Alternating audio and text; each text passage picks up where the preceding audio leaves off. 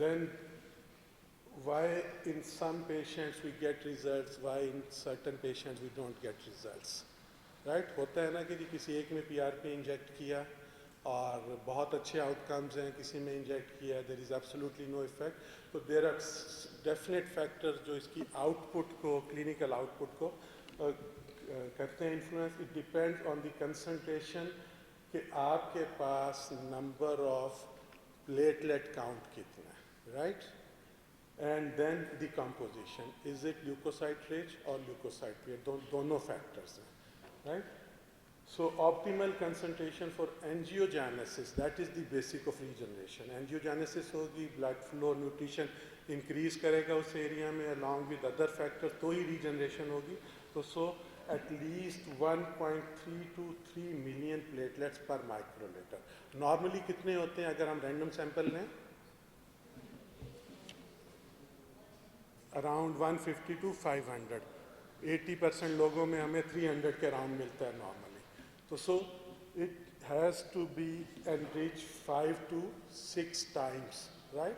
अगर 300,000 मिलता है तो 1.5 से 2 मिलियन तक लेके जाना है, राइट?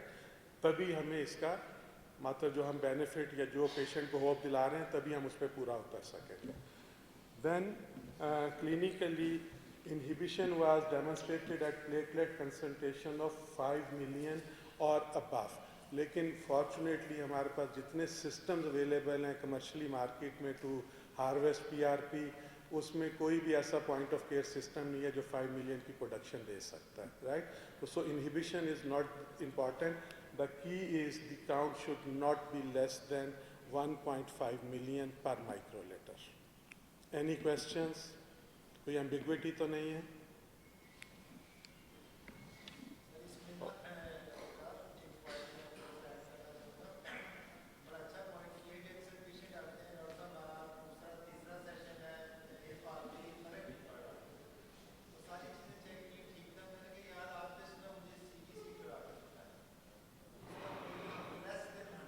Yes.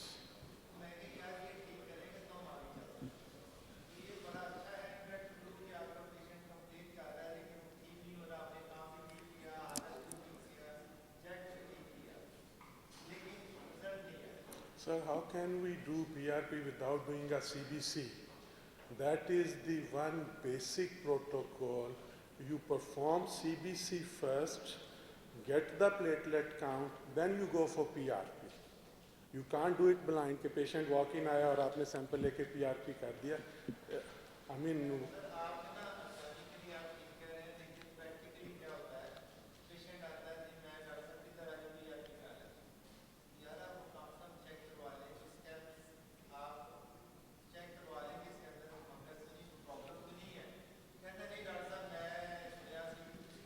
सर अगर पेशेंट एज क्लिनिशियन को डिक्टेट करेगा तो फिर उसको अपनी चेयर पे बिठा दें. My apologies.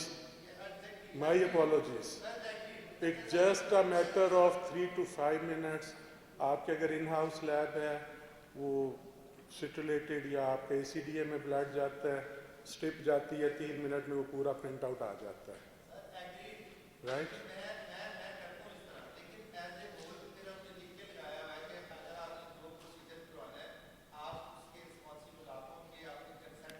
So ethics we can always discuss, but as a rule for everybody, this is a very valid point from Dr. Sarfraz that minimum we need to do a CBC or at least platelet count before taking the sample. या आप sample ज़्यादा ले लें if possible, उसमें से आप 1 ml भेज दें to your lab आती है तो बाकी को आप process कर लें. अगर 2 दफ़ा भी पोक कर देंगे तो कोई ऐसा फ़र्क नहीं है.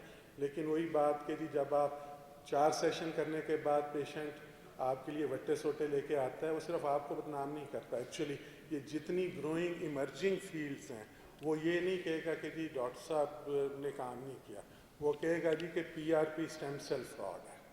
So we have to be more careful, right? तो जब कोई किसी GP के पास या किसी कंसल्टेंट के पास जाता है ना, किसी इस्टेब्लिश्ड उसके पास, तो वो क्लिनिशियन को ब्लेम करता है. जब नई इमर्जिंग स्पेशलिटीज़ में जाते हैं तो they do not talk of the doctor, they say कि जी ये नई चीज़ है, ये है ही फ्रॉड। तो सो हम अपनी गलती से सिर्फ अपना ही नहीं पूरी स्पेशलिटी को we can give a bad name. तो so always get CBC before taking any further procedure.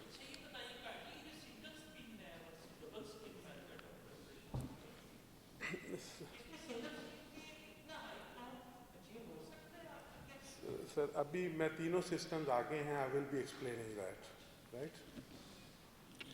और if the count is less than 500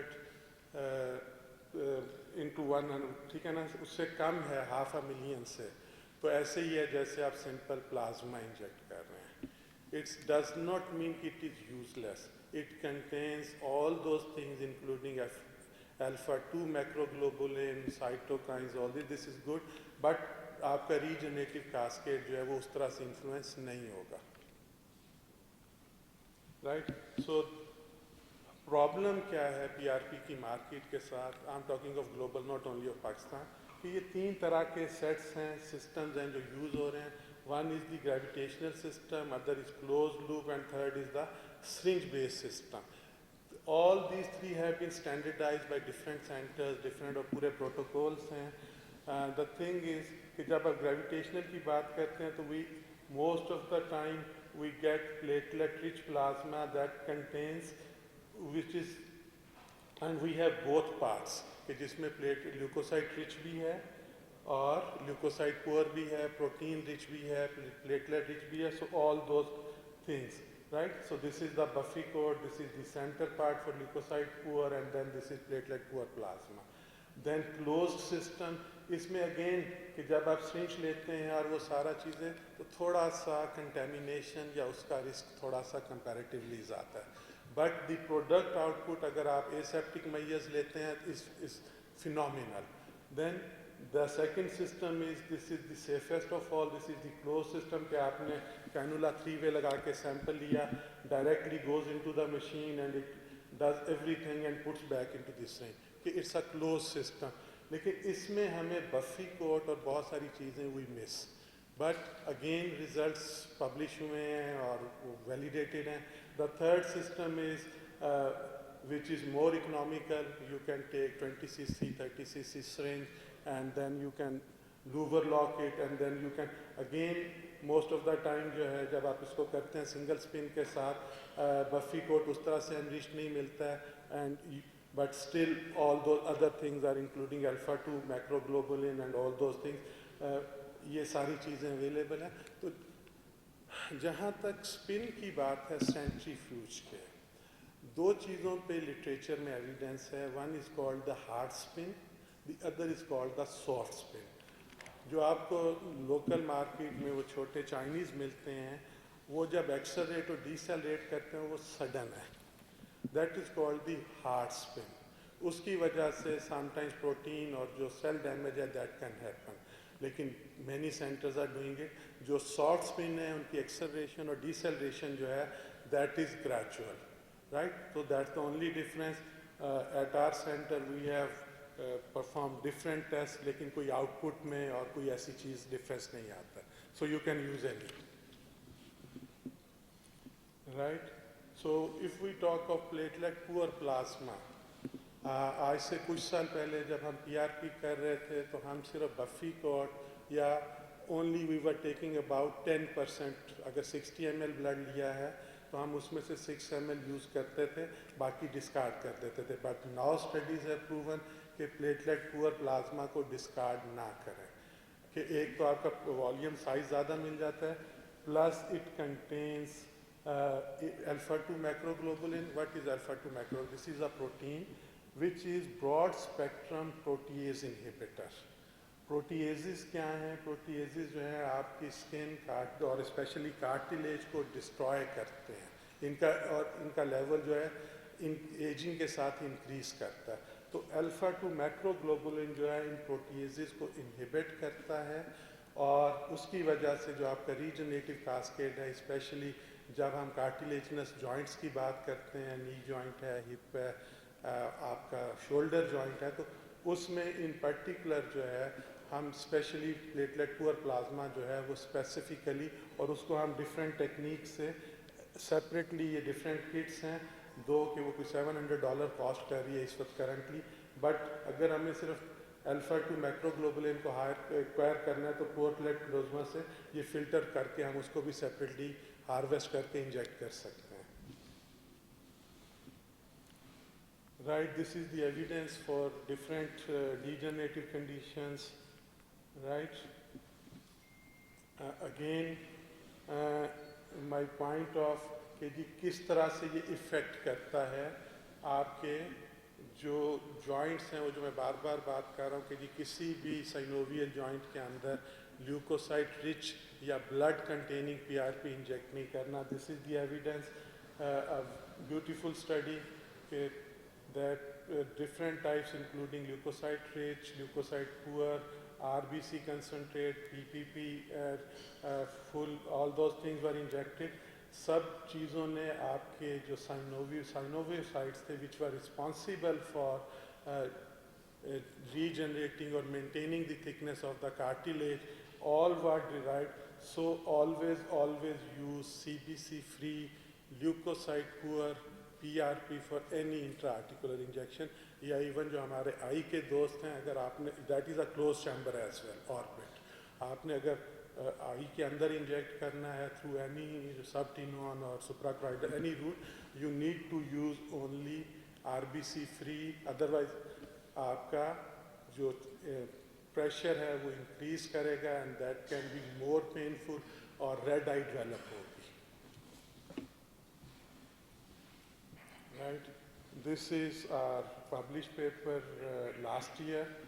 We treated a gangrenous finger. I will be showing pictures with using PRP and photobiomodulation, and that in a 20-year-old, 25-year-old, and all the finger was restored. I will be sharing that.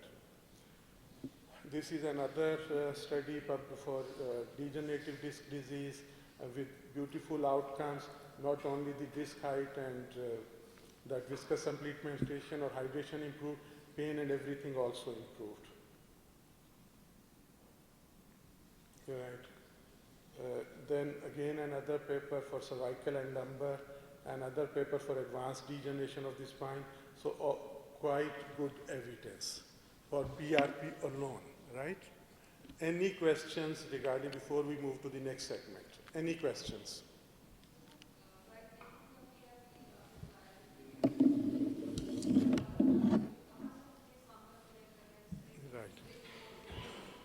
देखें, अगर आप syringe या tube based use कर रहे हैं, close loop में तो आप नहीं कर सकते, राइट? तो उसमें दोनों में, ग्रेविटेशनल में भी और सिरिंज बेस्ड में, आपको तीन बड़ी विजिबल या एटलीस्ट दो बड़ी लेयर्स नज़र आएंगी. जब आपने अपने नॉर्मल जहाँ पे आप किसी चैम्बर में या किसी जॉइंट स्पेस में नहीं जा रहे, तो यू कैन, आप पूरा नीचे तक जाएंगे और जो बफी कोट है उसको और थोड़ा सा RBCs भी आप साथ ले सकते हैं, along with the upper 1 ml of the जो उसके एडजेसेंट है, lower 1 ml of the yellow fluid plasma. जी, बफी कोट भी. और ठीक है, जब हमने ल्यूकोसाइट पुअर लेना है तो will mark 1/2 centimeter or 5 mm above the buffy coat, और हम वहाँ से एस्पिरेट करेंगे 1 to 2 ml. हम डीप डाउन वो नहीं लेंगे. दैट इज़ ल्यूकोसाइट पुअर, कि आप उस पर बफी कोट से 1/2 centimeter ऊपर मार्कर से यू कैन मार्क इट, और फिर उसके ऊपर से आप उसको हार्वेस्ट, ऊपर वाला पार्ट, नॉट द सुपरफिशियल. देखें, अगर यस, उससे 1/2 centimeter above the buffy coat. Yes, that is leukocyte rich. Platelet rich तो सारे ही है, लेकिन उसमें वाइट सेल की और RBC दोनों की कंसंट्रेशन ज़्यादा है, जो कि किसी कैविटी या चैम्बर के अंदर डिस्ट्रॉय करेंगे. It's not my, it's evidence based. Yes, you can use all that part, buffy coat से लेके ऊपर तक सारा यूज़ करें और आपके पास वॉल्यूम ज़्यादा हो जाएगा.